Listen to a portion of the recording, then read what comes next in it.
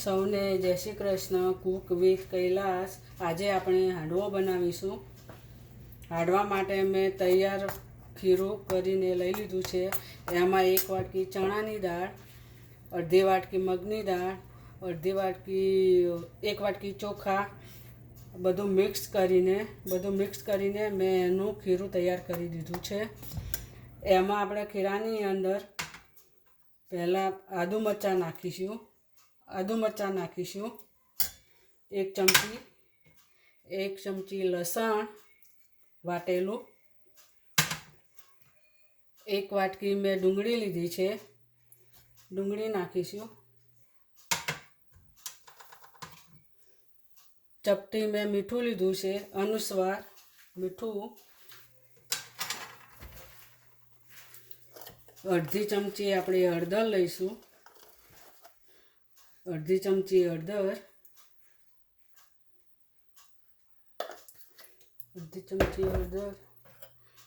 થોડા ધાણા નાખીશું,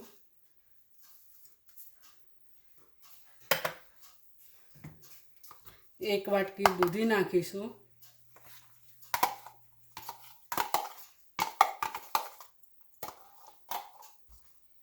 1 વાટકી દૂધી નાખીશું. એને બરાબર મિક્સ કરીશું.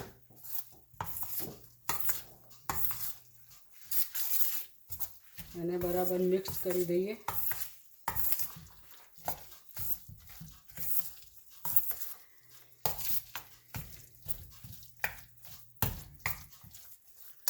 આપણું મિક્સ થઈ ગયું છે. હવે એમાં થોડો ઈનો નાખીશું.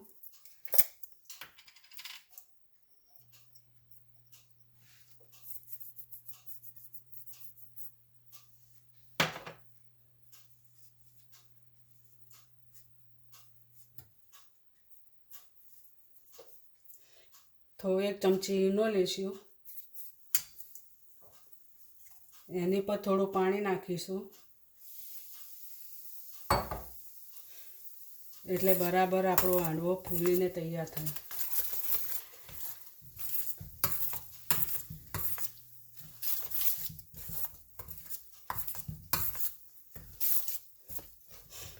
આને એકદમ ધીરેથી એક સાઈડ જ હલાવવાનું, બીજી સાઈડે હલાવવાનું ને એક સાઈડે જ હલાવ્યા કરવાનું. તો બહુ હલાવવાનું નહીં, થોડું જ હલાવવાનું. તેના માટે મેં એક પેન લીધું છે. એક પેનમાં 3 ચમચી તેલ,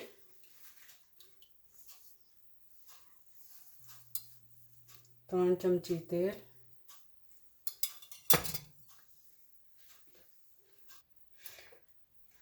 આપણે હાંડવા માટે મેં પેન તૈયાર કર્યું છે. એમાં મેં 3 ચમચી તેલ નાખ્યું છે. 3 ચમચી તેલ, 1 ચમચી રાઈ, અડધી ચમચી જીરું,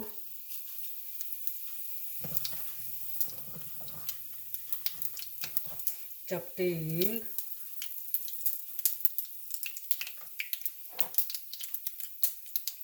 થોડા તલ. તેને બરાબર મિક્સ કરી દઈએ.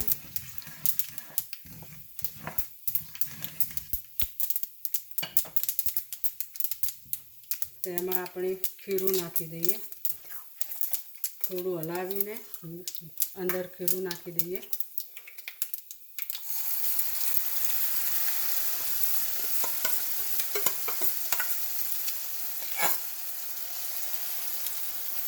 તેને બરાબર સરખું કરી દેવાનું.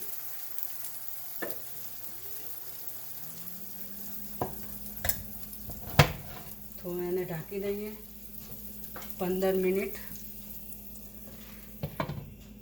મિનિટ ધીમા ગેસે હાંડવો થવા દેવાનો છે. ધીમા ગેસ થાય 15 મિનિટ પછી આપણે જોઈ લઈએ, તૈયાર થઈ જાય એટલે. આપણે હવે જોઈ લઈએ. 15 મિનિટ થઈ ગઈ છે. આપણો હાંડવો તૈયાર થઈ જવા આવ્યો છે. હજુ ખાવાનો છે એક વારનો.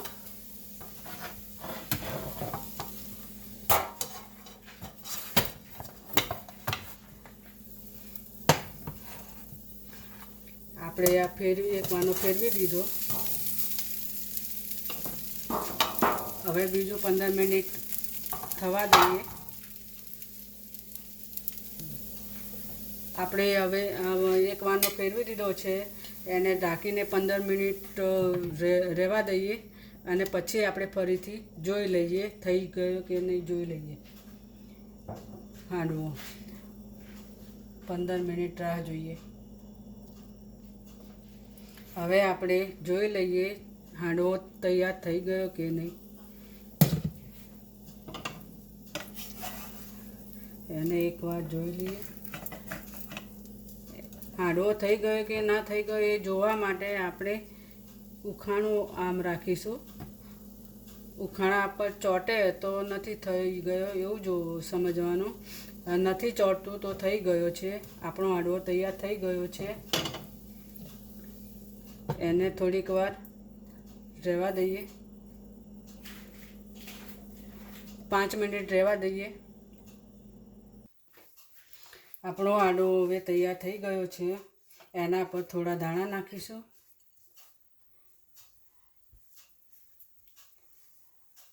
દાણા નાખ્યા થોડા.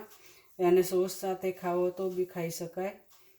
અને મારો વિડીયો તમને સારો લાગે તો લાઈક કરજો, શેર કરજો અને કમેન્ટમાં લખીને જણાવજો કે હું બીજી કઈ શું બનાવું છે તો હું આવતા બીજા વિડીયામાં હું તૈયારી કરીને બનાવી દઈશ નવો વિડીયો. સૌને મારા જય શ્રી કૃષ્ણ.